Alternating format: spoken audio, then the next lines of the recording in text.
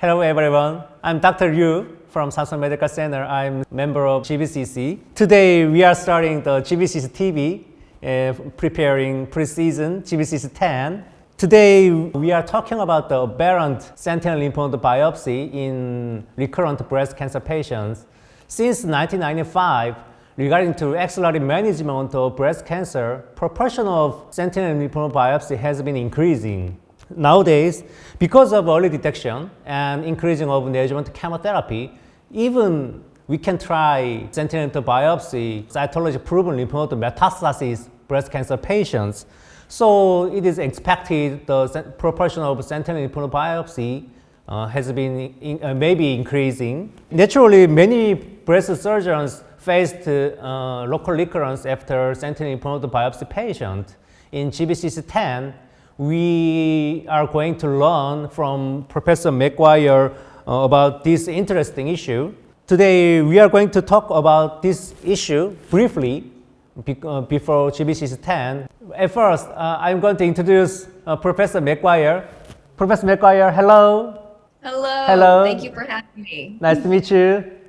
Nice to meet you. Yes. So for the listener, please could you introduce by yourself? Yes, I'm Candace McGuire. I am a professor of surgery and chief of breast surgery at the Virginia Commonwealth University Massey Cancer Center in Richmond, Virginia in the US. Yes. So today we are talking about the very interesting issue, especially for the surgeon, breast surgeon. The first question is, what is your opinion of aberrant lymphatic drainage during the recent lymph node biopsy? Many times we will see, unfortunately, in-breast tumor recurrences after breast conservation for early stage breast cancer. And really, what you want to consider is how you're going to evaluate the axilla. There are some patients who've had axillary lymph node dissections and some who've had sentinel node biopsies previously. And in those who have axillary lymph node dissections, we actually see a very high rate of aberrant drainage, usually to the contralateral axilla.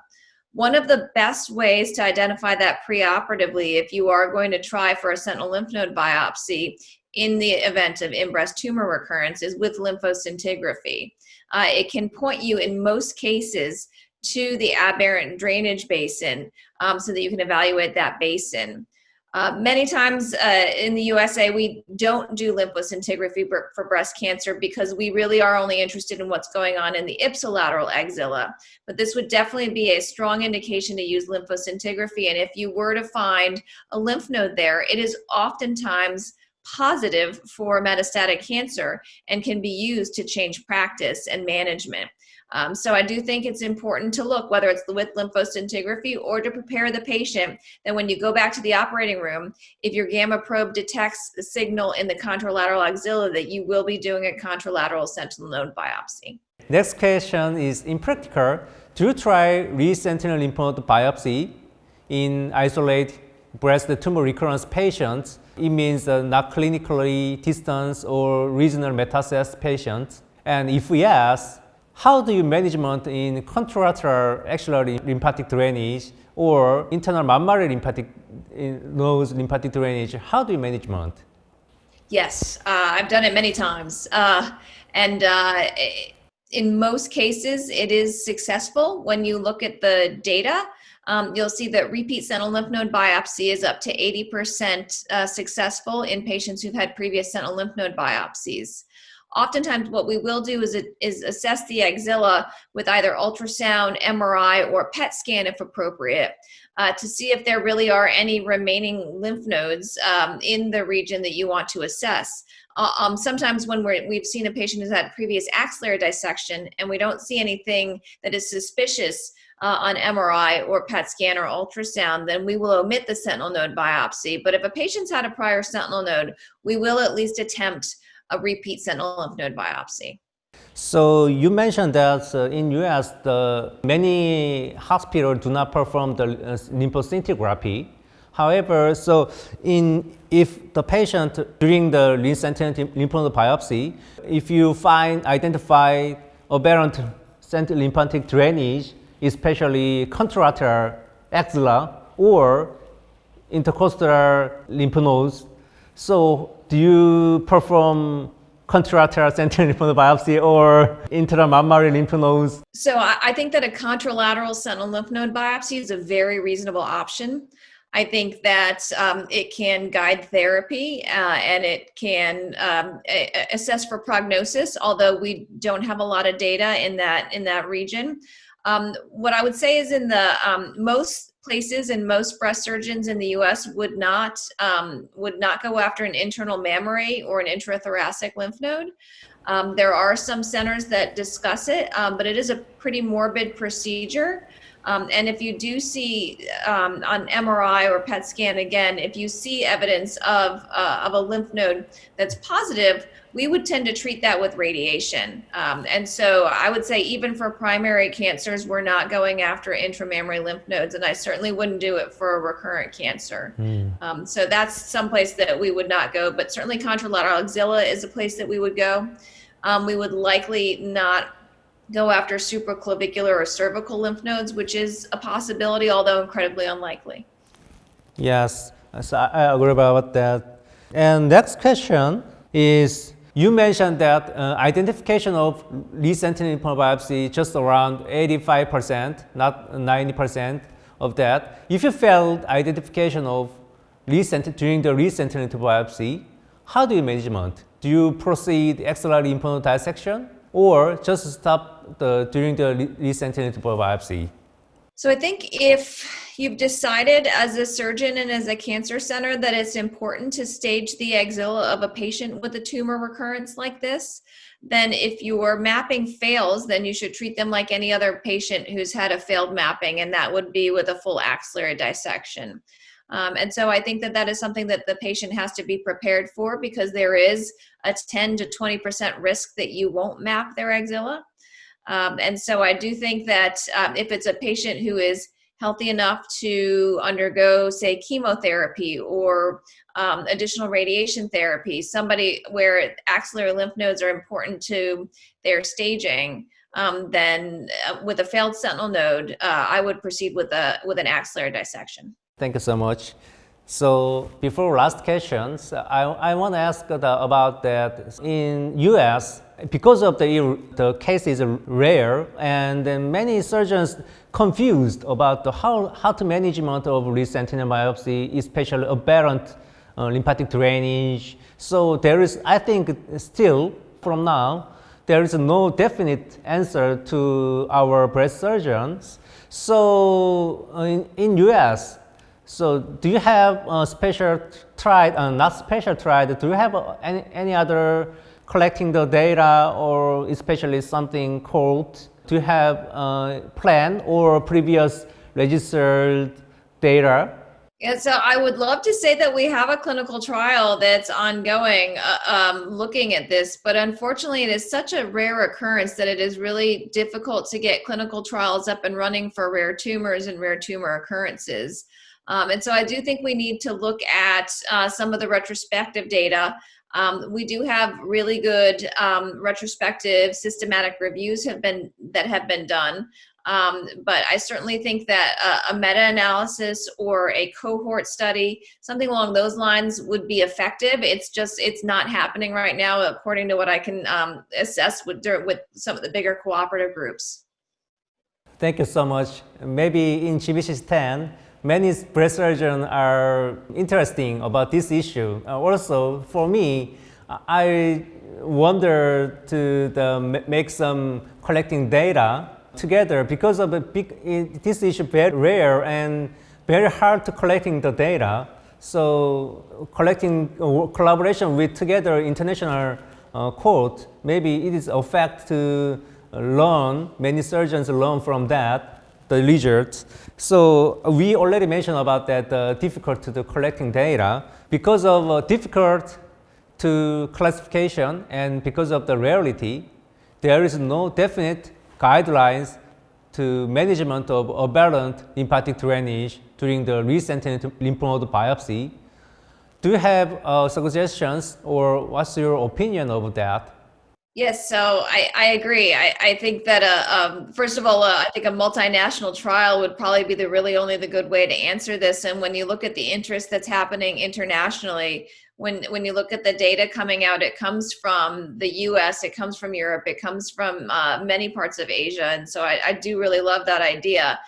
In terms of guidelines, in the meantime, we do see some guidelines that come out that do suggest that you should perform the sentinel lymph node biopsy. But what to do with that information, no one really has commented.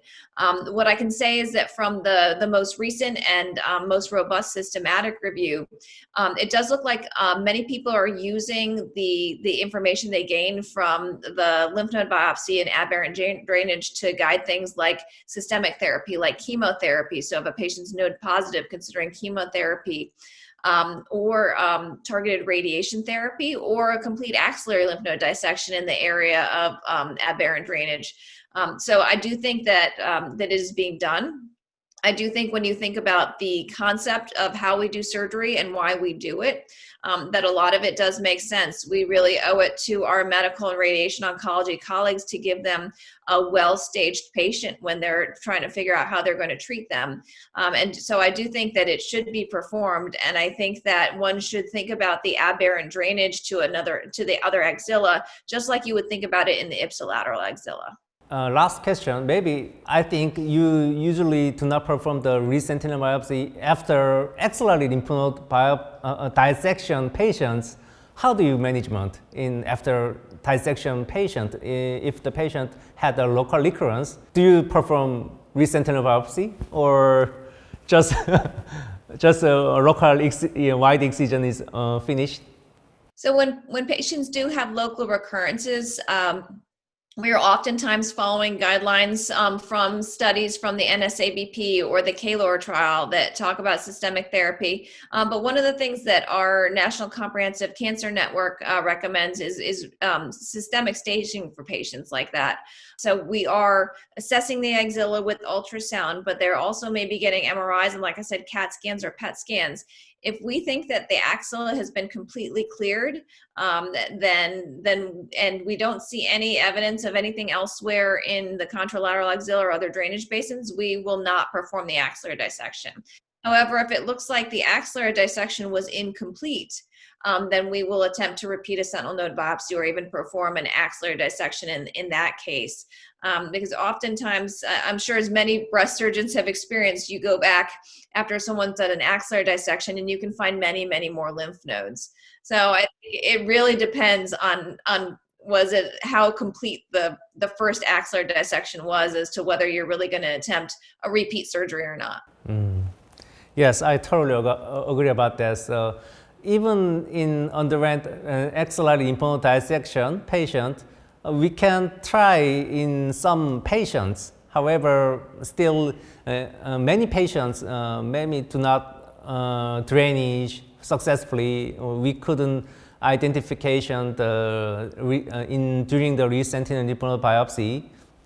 So systemic assessment in local recurrence patient is important, I think. Question is finished. So before end of this GBCC 10, so could you mention about your lecture in GBCC 10? So please. Yes, so I'm very excited. I will be giving a talk again about the aberrant lymph node drainage, utilizing a sentinel lymph node biopsy after in-breast tumor recurrence. I'm going to go over a lot of the existing data. I will review what we know about how likely you are to drain to an aberrant nodal basin. We will discuss what others have looked at in terms of how to manage that area, how to best assess aberrant drainage, how to best treat it, and whether that would be of prognostic importance. And so I think it's going to be a great talk. It is an unusual situation, but I think the more we see survivors from breast cancer, the more we will see this problem occur. So I'm very excited to be able to talk to you all at GBCC 10 about this topic. Professor McGuire, there was one additional questions about that. If there is multiple lymph nodes metastasis after initial treatment, Would you perform axillary lymph node dissection only or additional radiotherapy? Oh, that is a great question. Something that maybe I can talk about in the spring. Yes. But I do think that that's an incredibly unusual situation, and I would guess that speaking to my radiation oncologist, they would Yeah. prefer additional surgery over additional radiation. I think the toxicity of radiating an area twice would probably be worse than a careful yet complete clearance of the basin. So again, a multidisciplinary decision that needs to be made in a multidisciplinary tumor board. But ultimately, I do think that good and safe surgery is probably better than multiple radiation. Yes, I agree about that because time difference. Maybe many, but we should discuss with our radio oncologist about that issues. So Yeah. today we shouldn't talk about all issues for our GBCC 10. I Thank you very so much much. look forward to that too. Yeah. In many ways, I hope that we will see an end to this and we can all meet in person someday. Yes. In before finish the GBCC 10 preseason, so I want to inform that the GBCC 10 will be held offline and virtual together in next April. So please, I hope to join our GBCC 10 in the next year. So please, Professor McGuire, please, lastly, please say hello to our listeners. Hello, everyone, and thank you for joining us this evening or this morning, as the case may be. I really do hope that you will be listening in or joining in person for GBCC 10 when I talk about aberrant lymph node drainage for in-breast tumor recurrence. Okay, thank you so much. Thank you.